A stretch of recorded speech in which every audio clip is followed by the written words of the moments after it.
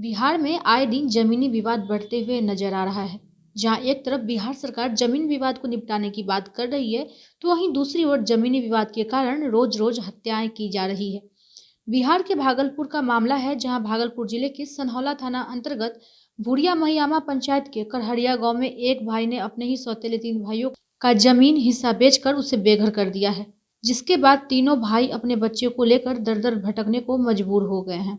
बताया जा रहा है कि करहरिया गांव के राजेंद्र मंडल के 4 पुत्र हैं।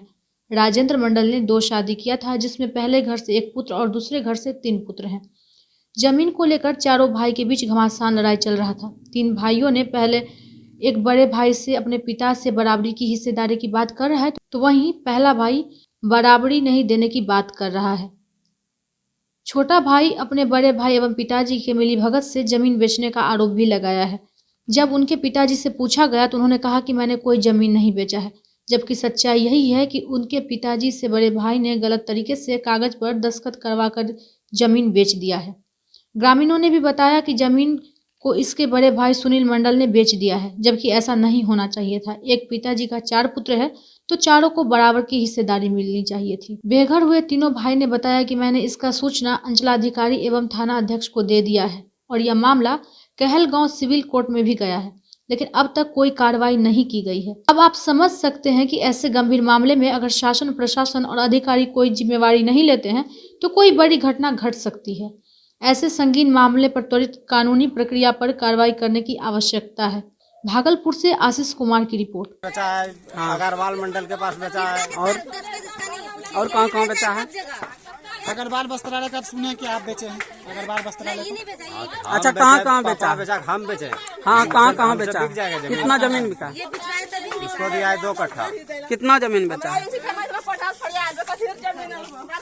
सुनील मंडल, ये भी लड़का है। हाँ। आप 2 शादी किए थे? तो आपको 2 शादी में 4 लड़का है। तो आप ये चारों को क्या कर रहे हैं? एक ही लड़का को जमीन दे रहे हैं? नहीं तो चारों को बराबर दे रहे हैं? बराबर दे रहे हैं। इनका आरोप है कि नहीं, आपको सुनील मंडल के द्वारा सब टोटल जमीन को बेचा जा रहा है।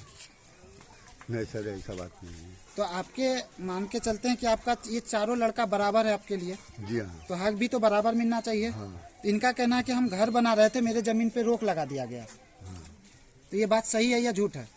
रोक लगा है? काहे रोक लगाया है? नहीं, रोक तो नहीं लगाता। रोक नहीं लगा है। सुनील मंडल पूनम देवी क्यों रोकता है जाके वहाँ? तो अच्छा, रोक नहीं लगाया है तो इनका आरोप है कि रोक लगाया है। तो आप खड़ा रह के इनको घर बनवाइएगा ना? अगर ये घर बना रहे हैं तो आप बनवाइएगा ना इनको घर। बनवाएं। इनका ये भी कहना है कि सुनील मंडल के द्वारा अग्रवाल वस्त्रालय को जमीन बेचा गया। क्या ये बात सही है? हमको तो इस बात का पता नहीं है। आपको इस बात का देखिए, पता नहीं पहले तो ये चारों आपका बेटा है ना? तो चारों को बराबर हिस्सेदारी मिलनी चाहिए या नहीं मिलनी चाहिए? मिलना चाहिए। आप उन बच्चों का पिताजी हैं, एक बच्चे को आप आलीशान घर में रख रहे हैं और दूसरे बच्चे को रोड पे भी रहने के लिए मजबूर है, उनके पास घर नहीं है। इसके लिए आप क्या कर रहे हैं? नहीं, सबका होगा। इसने सर दिल्ली में भी जमीन लिया था। और पहला दूसरा बात ये भी है कि पहले भी सरपंच के द्वारा, मुखिया के द्वारा वहाँ पे पंचायती बैठा गया था, जो कि ये फैसला भी सबको बराबर बंटवारा भी हुआ था। तो ये बराबर बंटवारा का भी मान्यता नहीं हो रहा है। इसमें आपका क्या कहना है? नहीं, होना चाहिए। जो आप देने के लिए अपने चारों बच्चों को बराबर देने के लिए तैयार है ना? जी हाँ।